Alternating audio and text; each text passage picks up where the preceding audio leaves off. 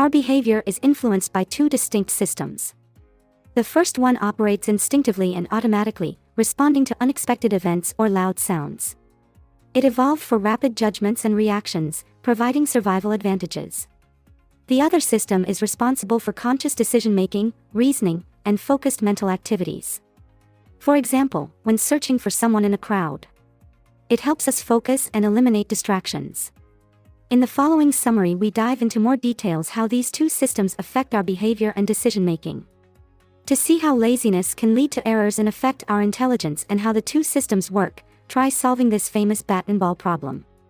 If a bat and ball cost $1.10, the bat costs $1 more than the ball. How much does the ball cost? Most people intuitively think the ball costs 10 cents, which is a result of the automatic system 1 at play. However, the correct answer is 5 cents. In this case, System 1's impulsive response was too quick and led to an incorrect answer.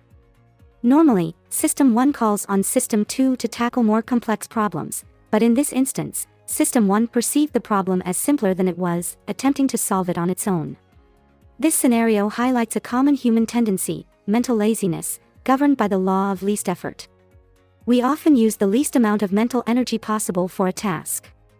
As checking the answer with System 2 requires more effort, our minds avoid it when they think System 1 can handle it. In summary, the bat and ball problem exposes our natural tendency to rely on System 1, even when we should engage System 2, which could help us avoid common errors. Why are we not always in conscious control of our thoughts and actions? Priming is a cognitive phenomenon where exposure to certain words, concepts, or events triggers related thoughts and actions.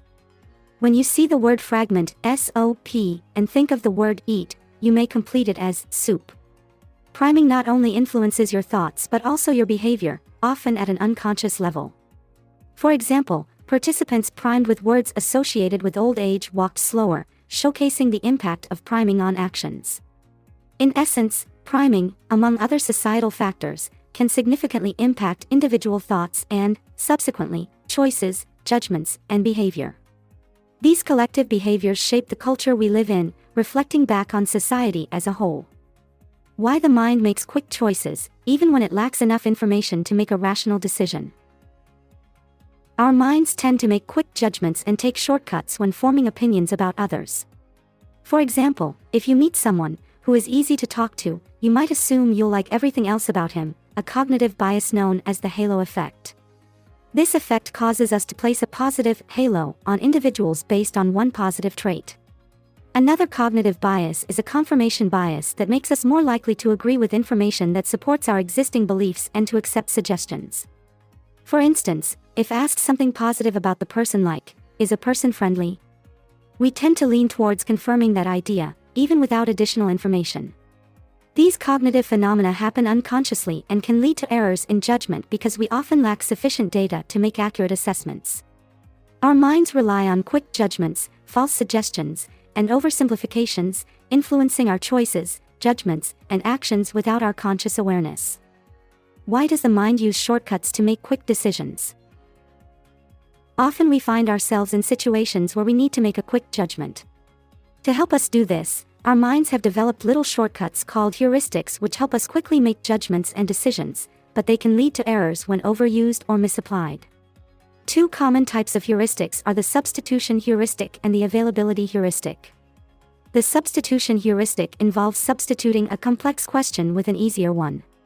For instance, when asked about a candidate for sheriff's potential success in office, we may inadvertently substitute it with the simpler question of whether the candidate looks like a good sheriff.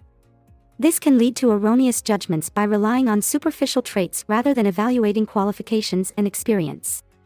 The availability heuristic leads us to overestimate the probability of events based on their ease of recall. For example, people might consider accidental deaths more likely than stroke-related deaths, even though statistics indicate the opposite. This occurs because accidents are often reported in the media, leaving a stronger impression in our minds, making us react inappropriately to perceived dangers. Why do we struggle to understand statistics and make avoidable mistakes because of it? Making predictions about events often involves considering the base rate, which represents the statistical foundation on which other data relies. To illustrate this, Consider a taxi company with 20% yellow cabs and 80% red cabs. By remembering these base rates, you can make reasonably accurate predictions about the color of a taxi you might order. However, base rate neglect is a common phenomenon where people often ignore the base rate when making predictions. One reason for this neglect is our tendency to focus on our expectations rather than what is statistically most likely.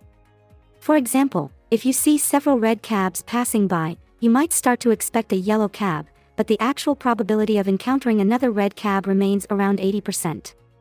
Hence, the base rate is crucial for more accurate predictions. Base rate neglect is connected to the broader issue of working with statistics, including our difficulty in grasping the concept of regression to the mean. This concept acknowledges that all situations have an average status, and variations from that average will eventually revert back to the mean. For example, if a football striker who typically scores 5 goals per month achieves 10 goals in September, her coach may be thrilled.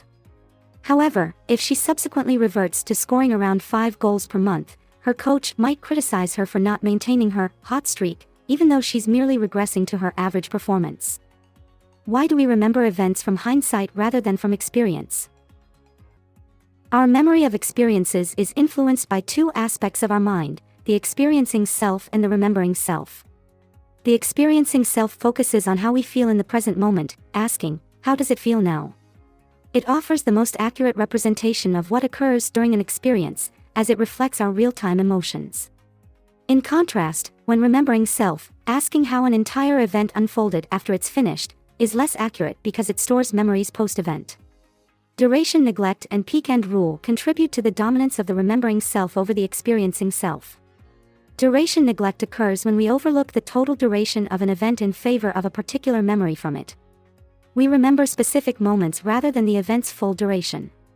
Peak end rule occurs when we tend to overemphasize what happens at the end of an event. Our memory is disproportionately influenced by how we felt at the event's conclusion. An experiment involving a painful colonoscopy illustrates the dominance of the remembering self. Patients were divided into two groups, one with long, drawn-out colonoscopies and the other with shorter procedures that became more painful toward the end. While the patients with longer procedures felt more pain during the process, according to their experiencing selves, those who had shorter procedures with more pain at the end felt the worst afterward, according to their remembering selves. This example highlights how duration neglect, the peak end rule, and our memory's inherent inaccuracies affect our recollection of events. How adjusting the focus of our minds can affect our thoughts and behaviors.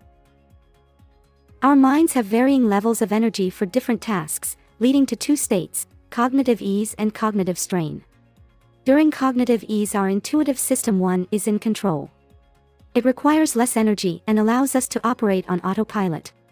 While we're more intuitive, creative, and generally happier in this state, it also increases the likelihood of making mistakes. A cognitive strain is when our minds need to mobilize attention and use more energy. Here, our logical system 2 takes over. Although we become less creative, we tend to make fewer mistakes, as system 2 is more cautious and analytical. We can consciously influence our mind's energy state to better suit certain tasks. For example, if we want to make a message more persuasive, we can promote cognitive ease. One way to do this is by exposing ourselves to repetitive information, as our minds react positively to familiar, clear messages, which puts us in a state of cognitive ease. On the other hand, cognitive strain can help us succeed in tasks like solving statistical problems. To get into this state, we expose ourselves to information presented in a confusing way, such as using hard-to-read type. This increases our mind's energy levels and engagement, making it less likely for us to give up. The way probabilities are presented to us affects our judgment of risk. Even with precise probabilities, slight changes in presentation can significantly affect our judgment. For instance, people tend to perceive a rare event as more likely to happen when it's expressed in terms of relative frequency rather than as a statistical probability. In the Mr. Jones experiment, two groups of psychiatric professionals were asked about the safety of discharging Mr. Jones from a psychiatric hospital. The first group was told that there was a 10% probability of Mr. Jones committing an act of violence, while the second group was informed that of every 100 patients similar to Mr. Jones, 10 are estimated to commit an act of violence. The second group was almost twice as likely to deny his discharge. Another phenomenon is denominator neglect, where we ignore plain statistics in favor of vivid mental images that affect our decisions. For example, when comparing these two statements, this drug protects children from disease X but has a 0.001% chance of permanent disfigurement versus 1 out of 100,000 children who take this drug will be permanently disfigured, the latter statement, with its vivid image of a disfigured child, is more influential and makes us less likely to administer the drug, despite both statements conveying the same information. Why don't we make choices based purely on rational thinking? For a long time, many economists believed that individuals made choices based purely on rational arguments. They subscribe to utility theory, which posits that people make decisions by considering rational facts and choose options that provide the best overall outcome in terms of utility.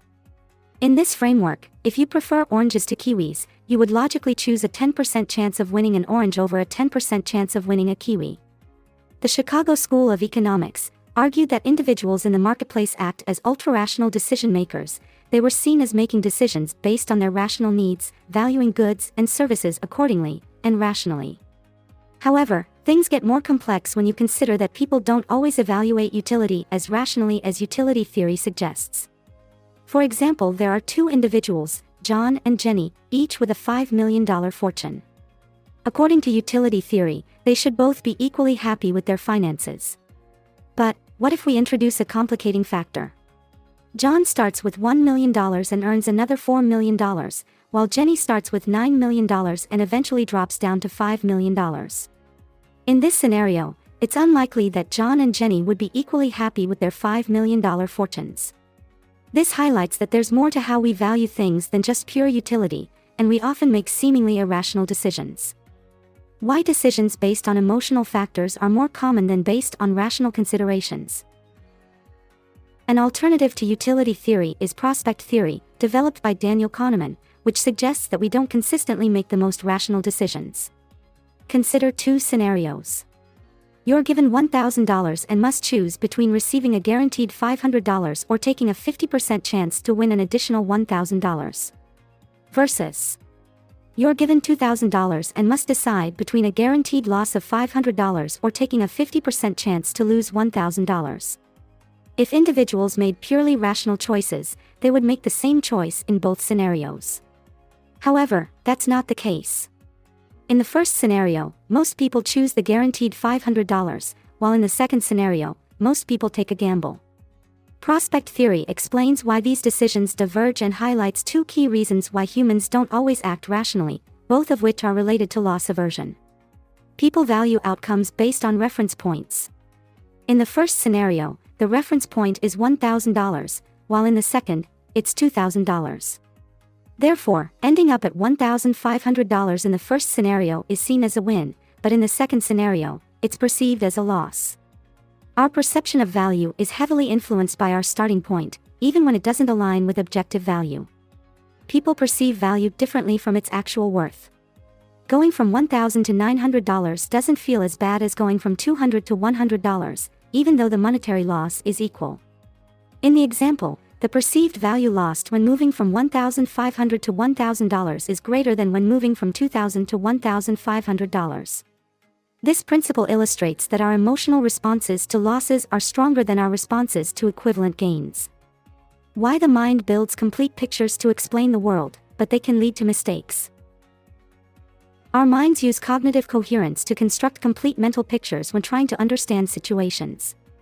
However, the issue arises when we overestimate the reliability of these mental images. For example, if a weather forecaster predicts cool weather for a summer day, our mental image of summer may lead us to wear clothing inappropriate for the actual weather conditions. To improve decision-making and predictions, consider these strategies.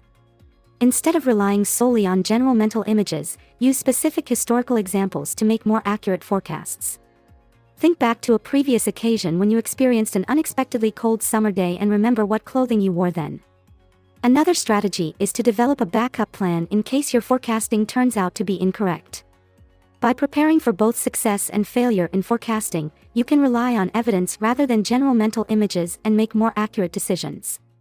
In the example of the weather, this might involve bringing a sweater along just in case, even on a seemingly warm summer day. That's it for now. If you like our summaries, make sure to hit that subscribe button and notification bell as well. Thank you for being with us. Keep learning, keep growing, and stay curious.